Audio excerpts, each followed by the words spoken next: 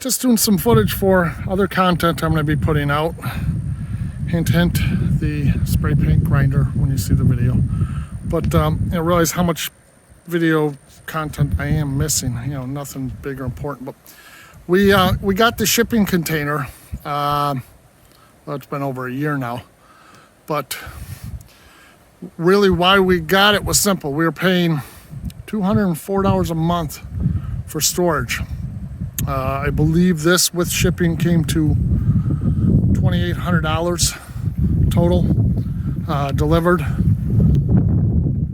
So the math is pretty simple. This is a, as it shows there, 9.5 foot container, which is what they call a super high, something along that lines, because the standard is 8.5 feet.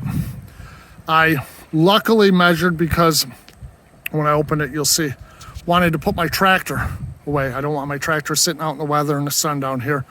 So I wanted a place to put that and store it safely, securely out of the sun too. So luckily I was getting the standard. That's what everyone says. And I took a tape measure to the top of my ROPS, my roll bar and canopy on my tractor. And I was going to be 3 inches short had I gone with the standard. So luckily I didn't.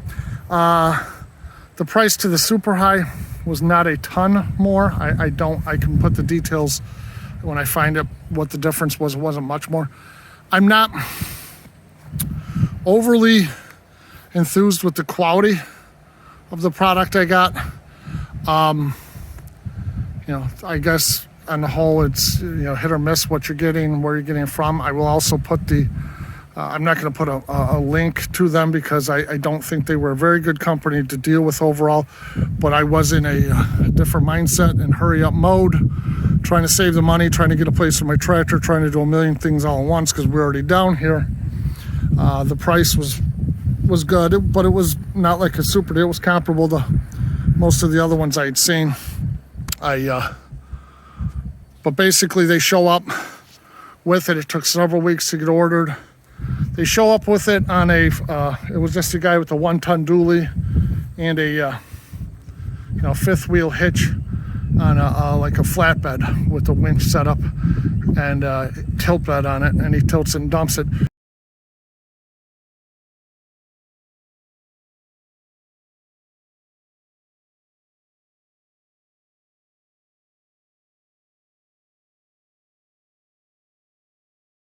And when he showed up, it was started to downpour. So really I had, you know, I guess the deal is you accept or decline it, and it was downpouring. And then this was all still overgrown. This was not clear the way it was. So I was lucky. This was all soaking wet, and happy that he could even get in here to have a place to drop it, because I couldn't drop it in the driveway area, I'd be screwed. So, you know, in that, being happy for that, I just sort of, you know, in the downpour, you know, talking to him, because they're independent contractors, I said, you know, I asked him if this is the normal condition. He said, yeah, besides new, they're pretty much, this is what you get. But again, I don't believe, you know, I got a super deal on it. And, you know, I had talked to them right after that, and they were like, well, you know, so sad, too bad. But you can see, you know, a lot of dents and dings and bings and, you know, patch there. The rust, I guess, is not that big a deal, because what I've read, they use what they call Corten steel, and it's only surface rust, because even though some of the spots that look bad, you go on the other side and there's not even a yellowing, and it's rock solid. So I also added the vents. I read that, you know, if you're holding things in these, especially in our Florida climate, where we can have the cold nights and the sun comes out and it goes up 20, 30 degrees, you can get what they call container rain. Obviously, people, any of you that know more about this than I do, feel free to comment, but you get the moisture in the top of the, up in the top inside, and it will actually dump on there. And I read by venting it, these are waterproof vents, will help quite a bit. This is the shade in the cool side, and I also was advised that you want to, if you can create a cross ventilation, it will help quite a bit too. So this side is the cool shade side. So I placed those lower where they would draw the cooler air. And my hot side, I added the vents out the top. The unit itself, empty, was still a tank, but I ended up putting railroad ties on the corners, and I actually leveled it. What I ended up using was, I saw it online with somebody else, a Harbor Freight, basically one of those high lift jacks, those old style ratchet, and I could hook it right in the corner and lift. I still had to put a pole, an extension pole, to get what I needed, but it did lift the container. Obviously the container was empty then, and I've got the container completely leveled. Well, pretty well leveled. How much it settled now, I haven't really looked, but it's pretty well. So I am doing some maintenance on it now. As you can see, you'll see that in another video.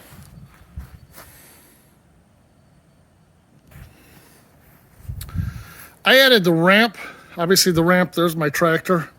And you can see I got plenty of room there, but when you come out to the outside, I still have tons of room, but I would have been short, like I said, about 3 inches. I added the ramp, not for the tractor, obviously.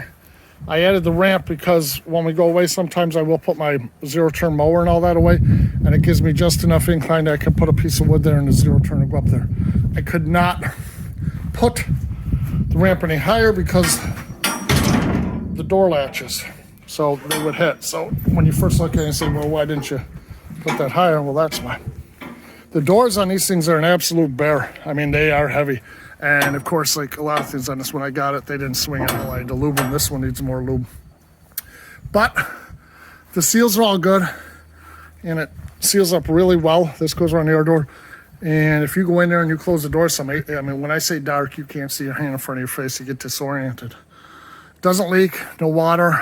Doors are sealed up solid, so that's a bonus at least. Inside, it's big. It's 40 feet long, and we've got pretty much, any of the stuff we're not using currently. I built 8-foot shelves. That gives you some context how high it is. Those are full 2x4s, 8 feet tall. Built some wall hangers. What I did there, I didn't want to put holes in the wall. So if you look, what they have is they have tie downs all over these containers. They have brackets and welded spots. Well, at the top, they have hooks regularly. So what I did was you can see maybe up there a little bit, I put a long hook into the 2x4s, and the 2x4s actually just hang off the ceiling now. So there's no penetrations. These hold on, and anything I want to build more, I can hang all my ladders, everything without putting any holes in. Everything just hangs right off the walls. It was pretty much the best system I could come up with because I didn't want to drill a bunch of holes and have leaks and all that in there. But I also added the lock, because the locks on these, you leave the padlock out, they're easily cut. I added this unit, and well, it wasn't cheap, and I can put in there too. The lock goes up inside here over the other ear that comes through on the plate. So the whole plate goes together and you can't get to it. The lock is sandwiched up in there. All you can see is the base of it. Pretty easy to do as long as you've got a good drill and really good drill bit, because you got to drill that thickness of hole all the way through both sides, which is, well, it's not solid, it is very thick. And I mean, the only way you're basically getting this off is if you take a torch strip. So, any other questions or comments about it? Anything anybody else knows, let me know. I did also, last year, you can see a little bit along there, when I was doing the roofs on a lot of the art buildings with that white reflective paint, I had a bunch left, so I did the entire roof of this to help try to keep it a little cool in there as well. Again, any questions, anything else? Video-wise, I haven't been putting out as many as I probably should be. I don't have a ton of followers yet, so that's sort of been part of the reason sometimes it seems like you're talking to yourself, doing it for yourself. But I do have a few that have been contacting me, asking questions. So for you guys, I'm gonna try to put out more content and keep. Plus, I like to just get to work, and hauling a camera out and a tripod sometimes a pain in the neck when I just want to get the work going and done. So thanks for watching and have a great day.